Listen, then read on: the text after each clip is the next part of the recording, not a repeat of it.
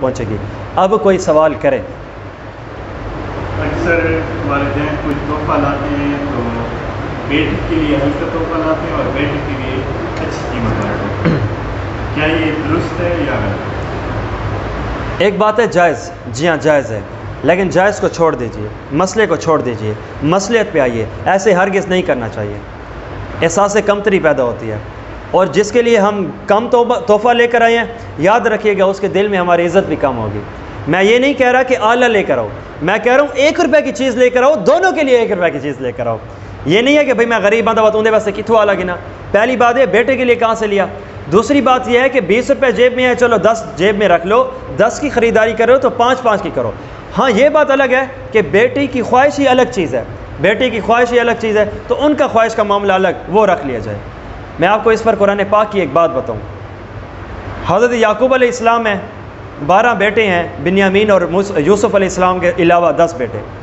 حضرت یعقوب علیہ السلام نے یوسف علیہ السلام سے محبت کا اظہار زیادہ کیا، تو اس پر باقی بیٹے ان کے باغی ہو گئے، کنویں میں پھینکا تھا نا، اور قرآن نے وجہ بھی بتائی ہے کیوں، کہ ابو جان یوسف کو بمقابلہ ہمارے زیادہ عزت اور پیار دیتے ہیں۔ وَنَحْنُ عُصْبَةٌ، ہم تو ایک مکمل جماعت ہیں، انبیاء کی اولاد ہیں، زبردست جان ہے، خوبصورتی ہے، حسن ہے، سمجھداری ہے، زوراور ہے، بہادری ہے، سب کچھ ہے، تو وَنَحْنُ عُصْبَةٌ، ہم ایک مکمل جماعت ہیں۔ یوسف السلام کو حضرت یعقوب علیہ السلام زیادہ پروٹوکول دیتے ہیں، تو پھر اس کے بعد یہ بیٹوں میں یہ انداز کیا لایا، مکر لایا، دونوں میں پھر تضاد ہوا اور قتل تک معاملہ آیا۔ اب اس پر ایک چھوٹی سی اور بات بھی کہ نبی علیہ السلام، اللہ کے نبی سے ایسے کام کیا ہو سکتا ہے، اس پر میں آپ کو ایک نکتہ بتا دوں۔ ایک ہے کہ بچوں کے درمیان میں حقوق کی ادائیگی وہ برابر تھی، ایک ہے باپ کے دل میں ایک اولاد کے لیے طبی میلان، محبت کا اظہار، وہ زیادہ اس پر ملامت نہیں ہے۔ حقوق میں برابری ضروری ہے، اور یعقوب علیہ السلام نے حقوق میں برابری کی تھی، اور محبت کا اظہار یہ انسانی فطرت ہے، اس ایک سے زیادہ ہو جاتا ہے، اس پہ کوئی وہ معاملہ نہیں ہے، لیکن ایک جائز چیز میں بھی ایسا معاملہ ہو گیا تھا۔ اب جس طرح حدیث پاک میں آتا ہے، حضرت عائشہ کے بارے میں نبی علیہ السلام نے اللہ رب العزت سے عرض کیا تھا، یا اللہ میں نے تمام بیویوں میں آپ نے فرمایا جس انداز سے، تو میں نے حقوق میں برابری کی ہے، لیکن میرا جو طبی میلان ہے، محبت کا زیادہ میلان ہے، وہ حضرت عائشہ کی طرف زیادہ ہے، تو اے اللہ جو میرے اختیار میں تھا وہ میں نے پورا کیا، اب جو دل کا میلان ہے وہ میں روک نہیں سکتا، فلہذا اس پہ مجھے نہ پکڑیے گا۔ حقوق کی ادائیگی الگ ہوتی ہے، طبی میلان الگ ہوتا ہے، اس لیے خیال رکھنا چاہیے۔ بعض اوقات یہ نام جو ہے بگاڑا جاتا ہے پیار کی وجہ سے، جی، کیا ایسا کرنا جائز ہے؟ پیار کی وجہ سے الگ نام رکھنا یہ ایک الگ چیز ہے، نام بگاڑنا یہ ایک الگ چیز ہے۔ نام بگاڑنے سے ہی سمجھ آ رہی ہے کہ بھائی نہیں بگاڑنا چاہیے، باپ نے اچھا نام رکھا ہے، اسلام نے خوبصورت نام رکھا ہے، تو وہی نام پکارو۔ اور قرآن پاک سورۃ الحجرات، اس میں اللہ رب العزت نے قوم کے لیے ارشاد فرمایا کہ تمہیں چاہیے کہ تم کسی کے ناموں کو نہ خراب کرو، صحیح اندازوں سے پکارا کرو، ناموں کو خراب نہ کرو، القاب کو، معاملات کو ایسے نہ چلاؤ۔ اور دوسری چیز کہ پیار کے ساتھ کسی اور نام سے اس کو پکارنا یہ ٹھیک ہے۔ میں آپ کو حدیث پاک بتاؤں، حضرت انس کا نام انس ہے، نبی علیہ السلام نے بعض اوقات محبت کے اظہار میں یا ذل اذنین، او 2 کانوں والے ذرا ادھر آؤ، محبت کا اظہار تھا، صحیح ہے۔ تو ایک دیہات کے رہنے والے صحابی تھے، تو نبی علیہ السلام نے ارشاد فرمایا کہ یہ ہمارا دیہات ہے اور ہم اس کے شہر ہیں، اظہار محبت الگ چیز ہے، تو وہاں پہ ایک خوبصورت نام رکھ لینا وہ ایک الگ بات ہے، نام بگڑنا الگ بات ہے، تو نام بگاڑا نہ جائے، ہاں اظہار محبت کے لیے الگ نام وہ رکھا جا سکتا ہے۔ بچوں کی ناجائز خواہشات کو کیسے سمجھائیں؟ بچوں کی ناجائز خواہشات کو کیا کیسے سمجھائیں گے؟ یہ بچوں کی ناجائز خواہشات کو سمجھانے کا بہتر طریقہ یہ ہے کہ پہلے بچوں کے دلوں میں اللہ کی محبت، رسول اللہ کی محبت ڈالی جائے، پھر اس کی بنیاد پہ نبی علیہ السلام کی سنتوں کو لینا وہ بھی آسان ہوگا، اور برائیوں کو چھوڑانا وہ بھی آسان ہوگا۔ نہیں بیٹا یہ اللہ رب العزت نے منع کیا ہے، دیکھو بچے مثالوں کے ساتھ سمجھایا جائے کہ آپ کو کوئی تھپڑ مارے تو اچھا نہیں لگتا، لیکن اگر آپ کو کوئی ٹافی دے تو اچھا لگتا ہے، تو اسی طرح اللہ رب العزت کے بھی احکامات ہیں، تو اللہ رب العزت کے کوئی احکامات پورے کرے، اللہ رب العزت کی باتوں کو پورا کرے تو اللہ کو اچھا لگتا ہے، اور اگر اللہ رب العزت کی باتوں کو کوئی توڑ دے گا اللہ کو برا لگتا ہے۔ تو جس طرح آپ یہ چاہتے ہو کہ آپ کے ساتھ اچھا ہو، اسی طرح آپ یہ بھی چاہو کہ اللہ رب العزت کے احکامات بھی ہم پورے کریں۔ اور میں نے یہ لفظ احکامات یہاں پہ بولا ہے، لیکن بچوں کے ساتھ احکامات یہ سخت لفظ، یہ جو لغت والے ہیں یہ نہیں بولنے، اس کی عقل کے مطابق بولنا ہے۔ اللہ رب العزت کی بات، احکامات کی جگہ لفظ بات سے بات کی جائے۔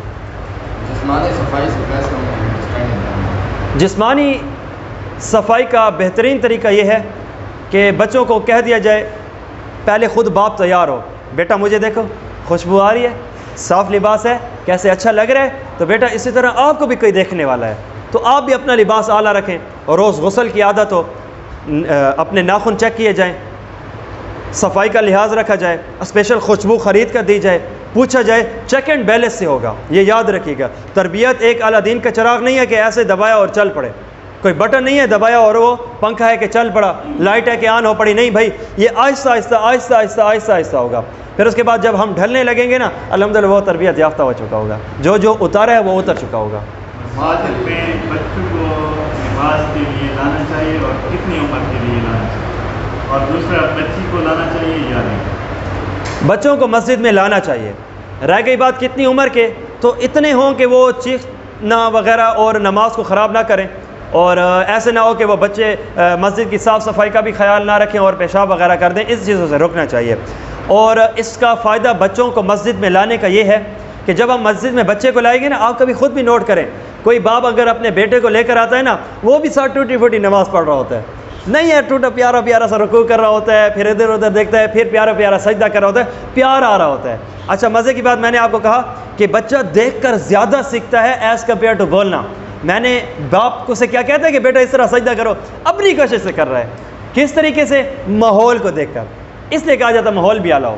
دوسری بات، بچی کو بھی ایک عمر تک لایا جائے، اس میں بھی ایک نماز کی اہمیت آئے گی۔ اس پر میں آپ کو تیسری بات بھی کر دوں، حدیث پاک میں آتا ہے، ہماری فقہ حنفی کے مطابق بھی فرضوں کے لیے مسجد ہے، یہاں پڑھو، سنتیں گھر میں پڑھنا زیادہ بہتر ہے مسجد میں پڑھنے کے مقابلے میں، اور نفل تو مسجد کی بجائے گھر ہی میں ہے، نفل کی جگہ گھر ہی ہے، یاد رکھیے۔ اور اس کے اندر کافی فوائد بھی ہیں۔ جب بڑا گھر میں پڑھے گا نا نماز، بیٹا ساتھ ہو جائے گا، بیٹی دیکھ لے گی، بیوی کو خاموش دعوت ہے، جس طرح وہ تبلیغ والے کہتے ہیں کہ جب شب جمعہ پہ آپ آیا کرو نا، تو مرکز کے قریب قریب جو جگہ ہیں نا، وہ والے ساتھی چاہیے کہ پیدل آئیں، بازاروں اور گلیوں سے ہو کر آئیں، بستر جب لائیں گے، سر پہ پگڑی، منہ پہ داڑھی، صفائی بہترین انداز، ٹخنوں سے اوپر شلوار، ہاتھ میں تسبیح، آنکھوں میں سرما، خوشبو لگی ہوئی، مکمل تبلیغی ایک گیٹ اپ، تو آپ کا چلنا خاموش عمل دعوت ہوگا۔ صحیح ہے؟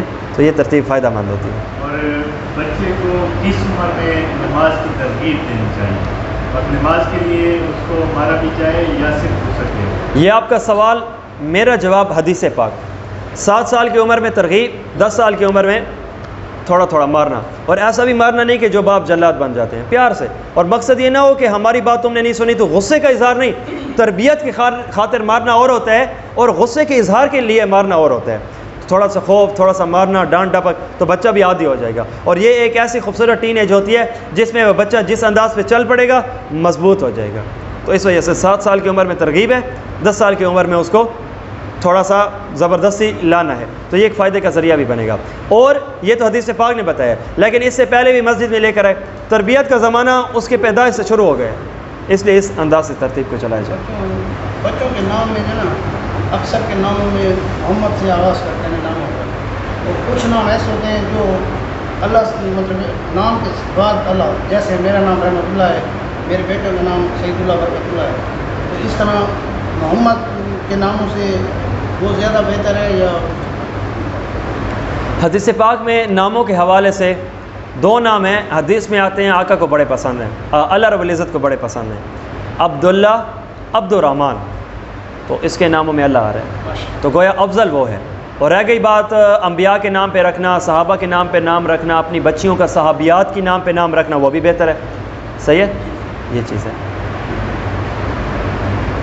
جس طرح سننے میں آتا ہے کہ بھئی مقصد یہ ایک مثال کے طور پر میں اپنی مثال سے آپ کو واضح کرنا چاہتا ہوں، میرا نام رحمت اللہ ہے، میرے بیٹوں کا نام سعید اللہ برکت ہے، اور سننے میں ایسے آیا ہے معلومات کے حساب سے بھئی جن ناموں کے ساتھ میں اگر محمد کا نام ہے، نام اس میں گرامی نہ ہونا، اور ان کے 3 بیٹے، میں نے غالباً کسی یاد نہیں پڑے ہر چیز پہلے پڑھا، تو اس میں یہ سنا تھا کہ جن کے 3 بیٹے ہو نا، 3 بیٹے ہو، اور تینوں بیٹوں کے ناموں میں محمد نام کا نام نہ ہونا، تو اس کے لیے تھوڑا سا فکر مندی کی بات ہے، فکر مندی کی۔ کوئی فکر مندی کی بات نہیں ہے. 10 بچے بھی ہوں اور نام محمد اس میں نہ ہو اور کسی برائی کی وجہ سے نہیں، بھئی اور نام ہم نے رکھ لیے ہیں تو کوئی مسئلہ بھی نہیں ہے.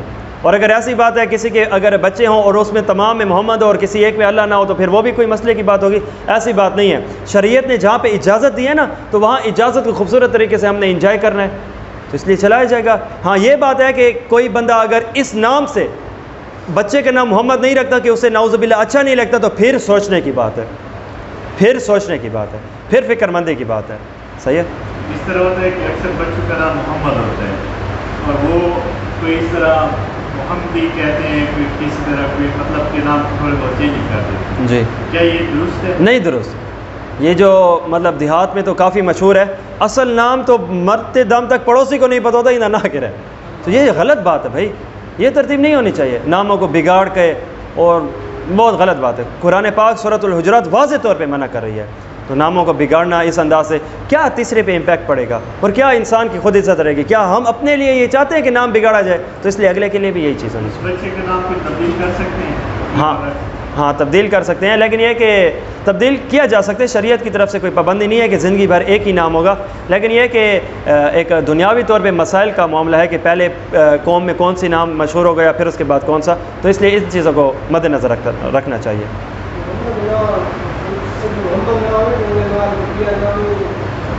دونوں ٹھیک ہیں، علیحدہ محمد بھی ٹھیک ہے، محمد کے ساتھ کوئی اور نام بھی ٹھیک ہے. اب جیسے میرے بچے کا نام میں نے صرف محمد رکھا ہے، لوگ جزو محمد یعنی نام کا ایک جز محمد رکھتے ہیں، میں نے کل نام محمد رکھا ہے.